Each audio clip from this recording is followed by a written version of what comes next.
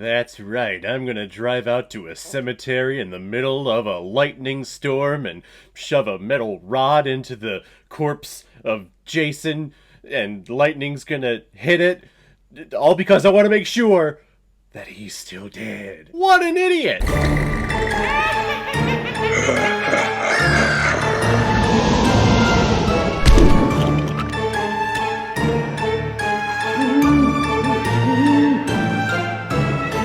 Friday the 13th, Part 6, Jason Lives!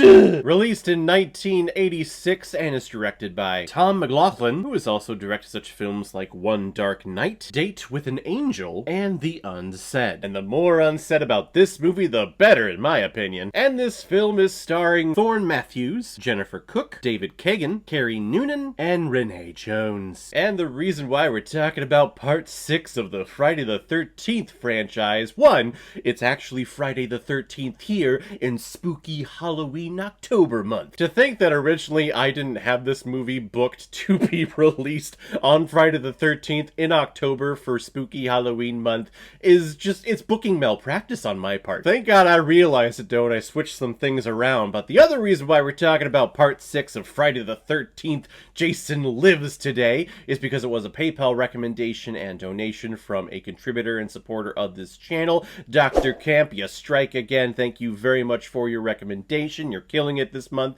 with a whole bunch of horror, whether it's good horror or cheesy horror films. You're doing great. Like the QR code that is in the bottom left of your screen right now. Send over your donation with your movie recommendation. Any size donation will do. And if I have access to it, I will watch it, review it, and give you a little shout out, just like what I did with Dr. Camp here. Tammy Jarvis drives out in a lightning storm to a cemetery just to make sure that the body of Jason Voorhees is still there and is still rotting. But while there, he gets into a fit of rage and starts stabbing the dead body with a metal pole, which the lightning conveniently strikes, resurrecting Jason Voorhees. So now Jason goes back to what was Crystal Lake, but is now called Forest Green, and starts terrorizing all of the camp counselors because they never pay attention to the children, they only want to have sex with each other. Now, I will be honest, I have only seen 2 entries into the whole Friday the 13th franchise, the first one being one of them, so I didn't actually see Jason be the killer in half of the things that I have watched of this character. And then I also saw the Freddy vs. Jason mashup fighting movie that was actually a lot of fun. Can't be a shit, but it's still cool seeing these 2 horror icons go at it. But I've never seen the sequels, Part 2, 4, A New Beginning, He Goes to Hell, He Goes to Manhattan. I hear Jason 10 is amazing. It takes place in space, and it's just great. But I've never ventured to watch them. And after watching this movie, I'm getting a lot of the sense that I probably shouldn't, because I feel like they're all basically the same thing here. A bunch of teenagers doing some stupid things, causing Jason to get really pissed off and go around killing people. And as the movie starts, we're introduced to Tommy Jarvis, who I guess, just doing a little research, was a part of like at least the previous 2 Friday the 13th films, and he actually killed Jason in like Part 4, and then in Part 5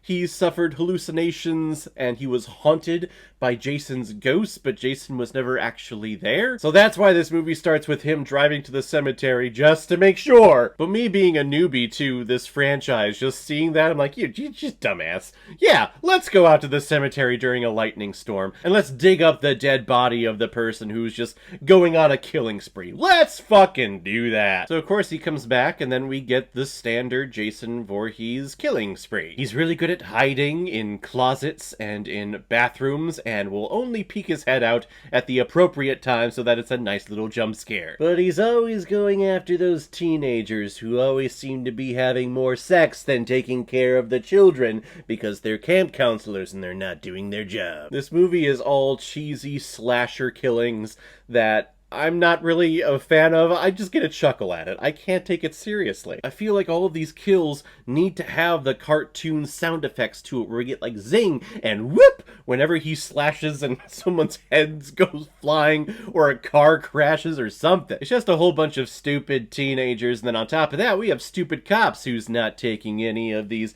Rough Riders seriously. Until eventually they do see the monster, and then they get bent in half. Oh, that was a great kill. But this movie builds up to Tommy and company getting Jason to come back to Camp Crystal Lake that they renamed to to fool the potential patrons to send their kids. No, it's not Crystal Lake, it's Forest Green now. No. Come on out, guys. Nothing bad happened here. But they get Jason to come back to camp, and they get him to walk into the middle of the lake, and they basically kill him with a motorboat propeller. I guess kind of technically kill him. They chained him down to the bottom of the lake. The lake that may be like 20-25 feet deep at most. Not like you take him out to the ocean and then you chain him to a cement block and send him all the way down there. I mean, there you're pretty good, but no, they just go to a lake. A stupid-ass lake. If it's a bad summer, it's gonna dehydrate like crazy and you could probably see him. But that's what we built up to, and I don't know, this being part 6, I feel like that climax is a huge letdown to where I would assume this franchise would have progressed itself. The first movie was about Jason's mother going around killing all the camp counselors because the camp counselors are the reason why her son died, but then he's not dead, he comes back, and I would assume we would get escalated kill after kill and escalated climax after climax. This one here in part 6, where we go back to the lake, and he's just chained to the bottom of the lake, and then the motor propeller that's like this big around just spinning, and then just cuts his mask. And that's it. Okay, what a legendary killer. I guess it was a letdown, but I don't know if I can call it a letdown because I just had no expectations going into this thing. I knew that these slasher films basically are all the same, and I would assume my prediction is right. I don't have the urge to go out and see any of these other Friday the 13th films. Eventually I'll get around to watching them one of these days. I would assume all of them blend together, and if you had to ask me after I watched all of them, like, hey, what's the difference between part 3 and part 6? I probably couldn't tell you. I'm gonna give Friday the 13th part 6 Jason Lives 1.5 out of 5 Blu-rays. No, sir, I didn't like it. So guys, if you've seen Jason Lives, what did you think about it? If you have seen this whole franchise, what is your ranking of all of the Friday the 13th Jason movies? Whatever you thought, comment below, let me know what you thought about it. And as always, if you like what you see here, if you like my take on movies, then hit the subscribe button, and make sure you hit that bell so you know the next time I release next movie review. So guys, I will see you next time on the channel, but in the meantime, be well, be good to each other, and go watch a movie. Take care, guys.